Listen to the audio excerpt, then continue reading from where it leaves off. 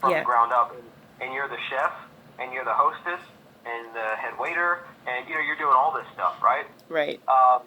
And so kind of one of the things I always ask people, because I have people like literally every day, a new wholesaler will call me and say, "Hey Dennis, can I get some advice or whatever?" And I know you've been one of the people that I've seen do things the right way Thank you. in the industry, and so I just like to give advice wherever I can, and so that's one thing I would tell you is just make it to where you're playing on your strengths and not your weaknesses.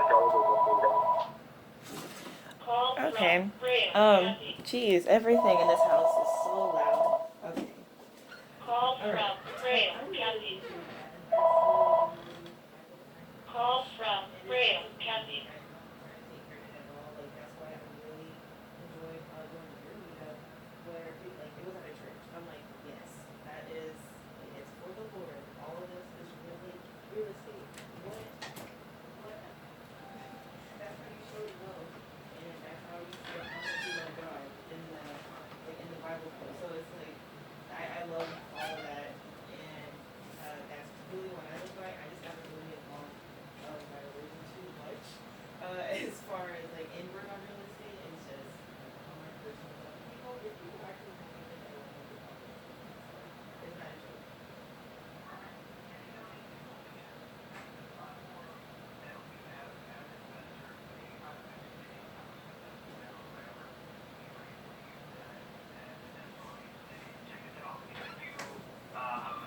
You can do things the right way, Mm-hmm. and you can live your life for the Lord and not have to worry about living hand to mouth or whatever the case may be, and you can actually have something.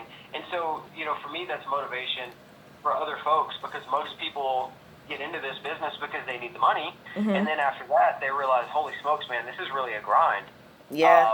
which is, why the fall off happens in real estate. Because it really is one of those things where you can build immense wealth, Mm-hmm. but it is definitely not encompassed overnight. Right, exactly. And that was something that I wanted to really stress because like I know I kind of got lucky. Like we closed a deal within 3 months of learning about wholesaling and that doesn't happen for a lot of people. And Right. so like after experiencing something like that and really like it wasn't hard. It really wasn't that hard. We just had to do the legwork and a lot of people are asking me how did I do it and I would tell them what to do and they don't do it. Like, and it's like, if you don't do what I say, then you're not going to be successful. You can't expect to be successful just because you watch my videos. Or That's you, right. or just DMing me, or, just trying to ask a question in a comment and a comment back. Like, I will send you the YouTube video where I said it. That's all I'm going to do at this point. Right. Right. Yeah, because you know as well as I do. I mean, I'm sure you have people reaching out to you on social media all the time. All the time.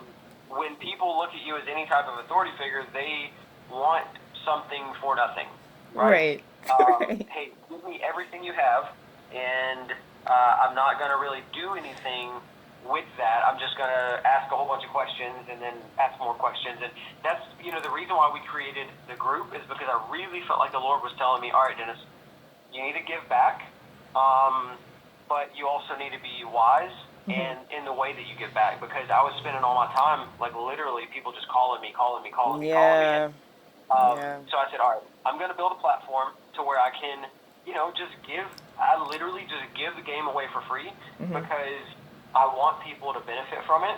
But I also know that the majority of folks are not going to take action on it, Yeah. right? Yeah. And so, um, my hat's off to you, because I know when you've got people following you like that, it can get very weary and cumbersome. And then you couple that with bad business experiences on top of it. That's tough. That's Yeah. tough. Yeah. What's your last question? I'll let you go. What's your goal with your practice? As far as real estate? Uh huh.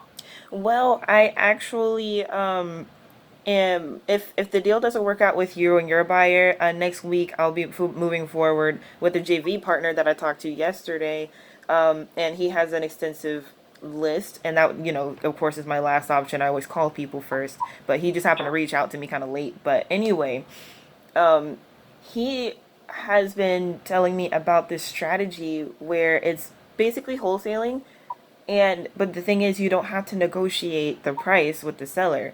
And so all you're doing is telling them like how they can get out of, well, if they're in a foreclosure, how they can get the equity out of that home after foreclosure fees and different things like that. If the house is free and clear, I don't know exactly how it works yet. He's sending me all the information on it, and I'm like, that is exactly what I want to do because I hated having to tell people like we're gonna have to take all the equity out of your home and you're gonna have to leave with nothing.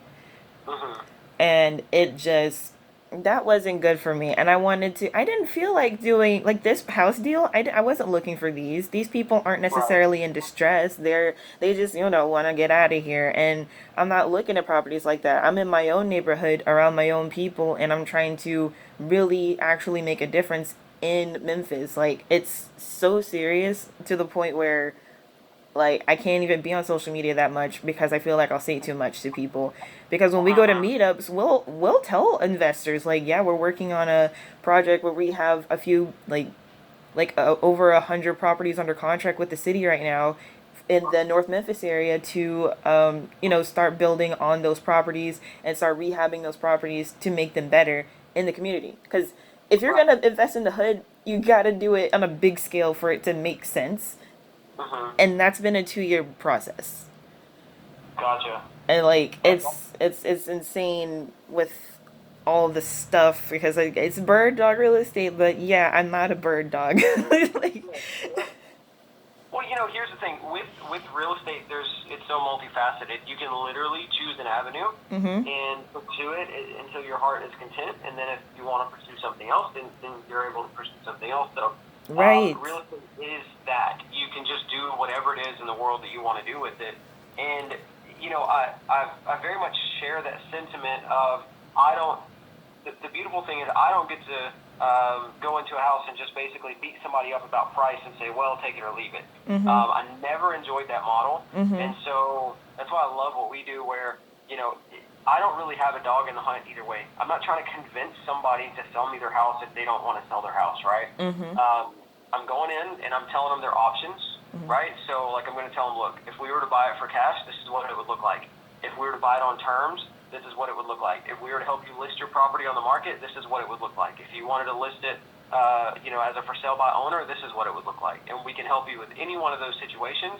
This is literally everything you have at your disposal. You pick whichever one makes the most sense for you, and we'll help you. And what I love about that model is I'm not shoving something down somebody's throat that I've got to go home and feel like I got to take a shower when I get done because you know what I'm saying? Like Yeah. that.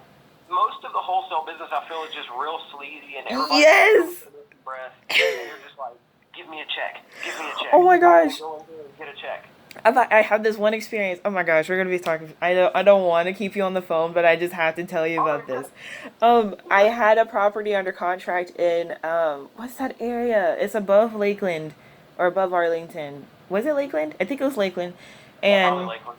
yeah, it's a gas station. Well, it was a gas station, and it's like 2 acres, and it seemed like a good deal for what the property technically was worth. It's just the comps were off. Like all the gas stations were, of lower value, but it's like no one was looking at the fact that those gas stations are on single lots. Like they're not owning 2 acre lots. So of course, and it's like it's rural area. It's not much developed in Arlington yet, at least on that part of it. And so I'm thinking about that type of stuff, and it was kind of making me frustrated. But regardless, the realtor who I was getting the property from, he was part owner and he was going to be the listing agent. And I was like, okay. And I think he said a certain percentage, and the thing was, I was like, if you're going to be selling me the property, like at the time I had a partner too, and like selling us the property, um, we can do this amount for the deal to make sense if you're trying to sell it at this price. But if you're Right. gonna ask for this much extra for your commission, it won't make sense and you'll mess up everything all the math that we just did. And Yeah. so we discussed that. I told him no, and then he sends me the revised contract and he put it in there anyway and he didn't think I'd see it. Mhm. And I was like, why would you do that? I said no over the phone. I didn't agree to you getting a percentage. And if anything, we discussed 2%, not 3%. Right. And it was I was kind of glad we didn't close the deal at that point. Yeah. You know, what I found out, to your honest to goodness, real estate will actually show somebody, it'll show somebody their true nature and Mhm. other people their true nature. Mhm. So, if your morals and your integrity is not where it should be, real estate will bring it out because there's opportunities for big paydays. Yeah. And as soon as the money is on the line, people's reputation, their, everything goes out the window. Yeah. And so that's where we've seen people that are in the game, and we're just like, wow, I would never do business with that person because of the way that they have done this situation. And it's unfortunate, but it also allows us to be wise because the scripture tells us to be harmless as doves, wise as serpents, and so we want to be wise in our practice and not do business with the shady folks. Right, right. And that's been my thing. That's what I tell everyone. That's what I had to learn is like get a relationship with these people before you just send them contracts because they will really mess you up. Nope, you're absolutely right. Well, hey, I'm rooting for you. If you guys need anything, let us know. Natasha and I will be keeping you guys in our prayers that things line up the way that you want it to, Thank and you. excited for what you guys have in store. Thank you so much. That is very touching. Thank you so much. Absolutely, absolutely. Seriously, if we can help in any way, just let us know.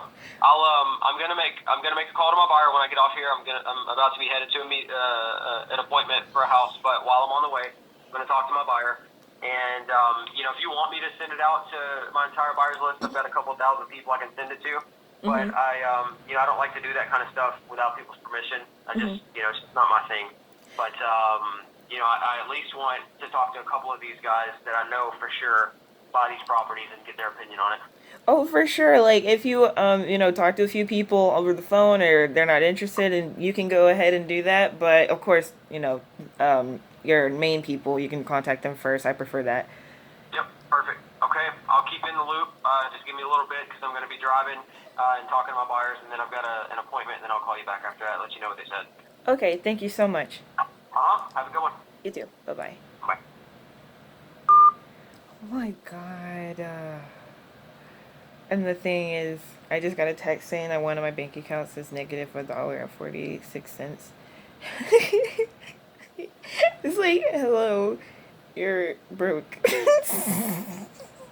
I'm like, I know you don't have to tell me that. I need to turn that notification off because it's depressing. Um,